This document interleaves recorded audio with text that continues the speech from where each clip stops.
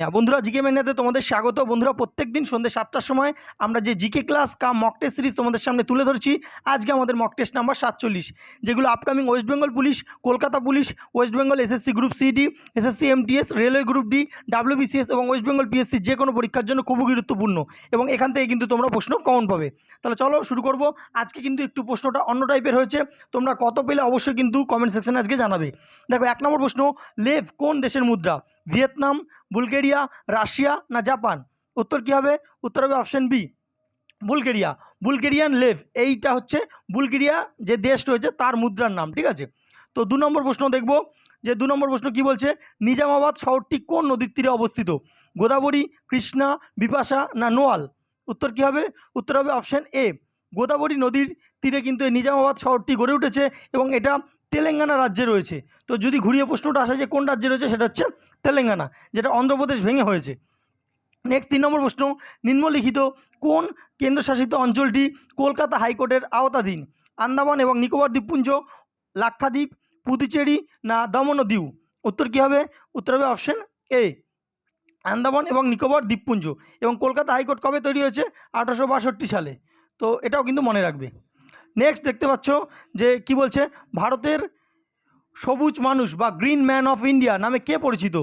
ই শ্রীধরন, এলান Octavian Hume, Selim Ali না আব্দুল ঘানি? উত্তর কী হবে? উত্তর হবে অপশন ডি, আব্দুল ঘানি বা আব্দুল গনি। তো এই আব্দুল গনি বা আব্দুল ঘানি কে ছিলেন? ইনি একজন ভারতীয় সমাজকর্মী এবং দেখতে পাচ্ছ ইউ থিঙ্ক ইন্টারন্যাশনাল ফাউন্ডেশনের প্রতিষ্ঠাতা। তার দাবি অনুসারে তিনি 40 লক্ষ বৃক্ষরোপণ করেছেন এবং গাছেদের জন্য প্রথম অ্যাম্বুলেন্স পরিষেবা কিন্তু তিনি চালু করেছেন চেন্নাইয়ে। তো মনে রাখবে, ঠিক আছে। 5 নম্বর প্রশ্ন, নিম্নের কোনটি সীসার আকরিক? বক্সাইট, গ্যালেনা, ম্যালাকাইট না পাইরাইট? উত্তর কী হবে? উত্তর হবে অপশন বি, গ্যালেনা।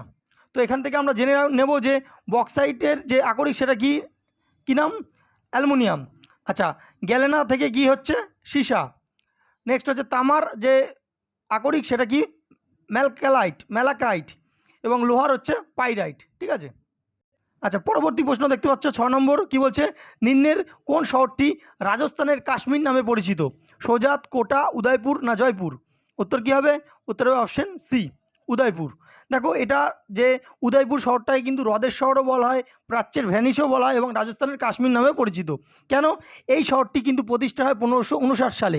তৎকালীন মেবারের মহারানা দ্বিতীয় উদয় সিং মুঘল সম্রাট আকবর এর মেবারের রাজ্য আক্রমণের পরিকল্পনা জানতে পেরে নিরাপত্তার স্বার্থে রাজধানীর চিতোর থেকে 120 কিলোমিটার পশ্চিমে আরাবল্লী পর্বতশ্রেণীর বক্ষে এই স্থানে সরিয়ে আনেন এবং সূচনা করা হয় উদয়পুর রাজ্যের। তো বুঝতে পারছো, উদয়পুরকে কিন্তু রাজস্থানের কাশ্মীর বলা হয়, এছাড়াও হ্রদের শহর, প্রাচ্যের ভ্যানিসও বলা হয়। নেক্সট দেখতে পাচ্ছ যে ফ্লোয়েম কলার অপর নাম কি? উড, তারপর দেখছো স্ক্লেরাইট, বাস্ট না ব্যাসিলাস? উত্তর কী হবে? উত্তর হবে অপশন সি, বাস্ট। নেক্সট 8 নম্বর প্রশ্ন, ছত্রাকের অধ্যয়নকে কি বলা হয়? স্টাডি অফ ছত্রাক। তো কি বলছে, সাইটোলজি, মিওলজি, নিউরোলজি না মাইকোলজি? উত্তর কী হবে? উত্তর হবে অপশন ডি, মাইকোলজি। বহু পরীক্ষা কিন্তু এই প্রশ্নটা আসে। 9 নম্বর প্রশ্ন, পিডিএফ, যে তোমরা দেখো পিডিএফ করো, তো পিডিএফের ফুল ফর্ম কি? এটাও কিন্তু বহু পরীক্ষা আসে। Portable document file, programmed document file, possible document file না পোর্টেবল ডকুমেন্ট ফরম্যাট? উত্তর কী হবে? উত্তর হবে option D, portable document format. 10 নম্বর প্রশ্ন, অ্যাসপিরিন, যে আমরা যে অ্যাসপিরিন খাই সেই অ্যাসপিরিন কে আবিষ্কার করে? রুথ হ্যান্ডলার, জন হ্যারিংটন, রোল্যান্ড হিল না ফেলিক্স হফম্যান? উত্তর কী হবে? উত্তর হবে অপশন ডি, ফেলিক্স হফম্যান এই অ্যাসপিরিন আবিষ্কার করে। নেক্সট 11 নম্বর প্রশ্ন, নিম্নলিখিত রাজ্যগুলির মধ্যে কোনটি সাথে মধ্যপ্রদেশের কোনো সীমান্ত নেই? উত্তরপ্রদেশ, উড়িষ্যা, রাজস্থান না গুজরাট? উত্তর কী হবে? উত্তর হবে অপশন বি, উড়িষ্যা। উড়িষ্যার কিন্তু কোনো সীমানা নেই মধ্যপ্রদেশের সঙ্গে।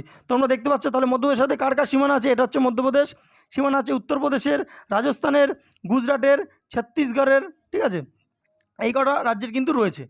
আচ্ছা, নেক্সট দেখতে পাচ্ছ 12 নম্বর প্রশ্ন, যে নিম্নলিখিত প্রাণীগুলির মধ্যে কোনটিকে ভারতের জাতীয় প্রতীকে দেখতে পাওয়া যায় না? তো ভারতের জাতীয় প্রতীক কি? অশোক স্তম্ভ। তো এখানে দেখতে পাওয়া যায় না। ষাঁড়, সিংহ, উট না ঘোড়া? উত্তর কী হবে? উত্তর হবে অপশন সি, উটকে কিন্তু দেখতে পাওয়া যায় না। তাহলে কী কী দেখতে পাওয়া যায়? ভারতের যে জাতীয় প্রতীক রয়েছে সেখানে কিন্তু অশোক স্তম্ভের যে সিংহ চতুর্মুখ দেখতে পায় স্তম্ভের, এবং একটিতে সিংহ থাকে, ষাঁড় থাকে, ঘোড়া থাকে, তাদের কিন্তু দেখতে পাওয়া যায়। তো 13 নম্বর প্রশ্ন, নিম্নলিখিতদের মধ্যে কার অভিমত ছিল যে আর্যরা তিব্বতের আদিবাসিন্দা? দেখো আর্যরা কোথায় তাদের আদিবাস এটা নিয়ে কিন্তু অনেকে অনেক রকম কথা বলেছে। তো এইটা কে বলেছে যে আর্যরা তিব্বতের বাসিন্দা ছিল?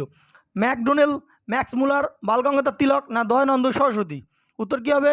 উত্তর হবে অপশন ডি, স্বামী দয়ানন্দ সরস্বতী। নেক্সট 14 নম্বর প্রশ্ন, যে অশোকের জৌগৌড়া বা জাগুড়া যেটা বলা হয় জাগুড়া শিলালিপি, তো এটা কোন রাজ্যে অবস্থিত? অন্ধ্রপ্রদেশ, উড়িষ্যা, উত্তরাখণ্ড না গুজরাট? উত্তর কী হবে? উত্তর হবে অপশন বি, উড়িষ্যা। 15 নম্বর প্রশ্ন, গ্রেট ইন্ডিয়ান নোভেল এর রচয়িতা কে? বিক্রম শেঠ, চিত্রা বন্দ্যোপাধ্যায়, অরবিন্দ আদিগা না শশী থারুর? উত্তর কী হবে? উত্তর হবে অপশন ডি, শশী থারুর। তো শশী থারুরের আরও বিখ্যাত কিছু রয়েছে গ্রন্থ, সেগুলো কি দেখবো।